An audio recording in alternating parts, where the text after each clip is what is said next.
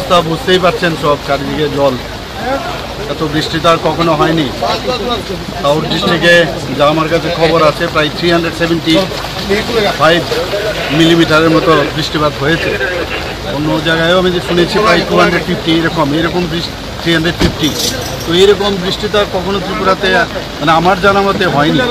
তো আমরা মানে চারিদিকে কাজ করছে সব জায়গায়। আমি আজকে সকালে আমি আমাদের মাননীয় হোম মিনিস্টারের সাথে কথা বলেছি, মানে কিছু যদি এনডিআরএফের কিছু লোকজন পাঠানো যায়, উনি বলেছেন উনি দেখছেন এবং করবেন সেটা। এবং এখান থেকে আমরা চিঠিও দিয়েছি। তো আশা করি সব দিকেই নজর আছে, সবাই কাজ করছে।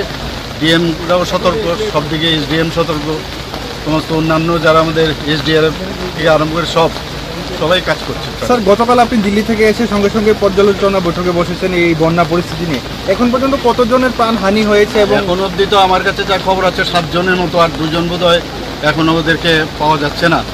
তো পরবর্তী সময়ে জানা যাবে আসল কি সংখ্যাটা জানা যাবে। যারা ক্ষতিগ্রস্ত হয়েছে তাদেরকে নিশ্চয়ই আমরা সরকারের তরফ থেকে নিশ্চয়ই আমরা সাহায্য করবো, যা করার আমরা করবো। মানে এক্সট্রিম অব্দি আমরা যাবো, যা সাহায্য করবো। বহু জায়গায় দেখা যাচ্ছে এনিমেল ভাবে আনতে পারা যাচ্ছে না, বা মানুষও ভোগান্তি হচ্ছে। এটা তো আপনারা বুঝতেই পারছেন কি ধরনের, এই ধরনের তো এটা মানে কি বলবো, এই ধরনের তো ঘটনা আর কখনো আগে হয়নি। তো আমাদের সরকারের তরফ থেকে আপ্রাণ চেষ্টা হচ্ছে সব দিকে সাহায্য করার, যা যা করার আমরা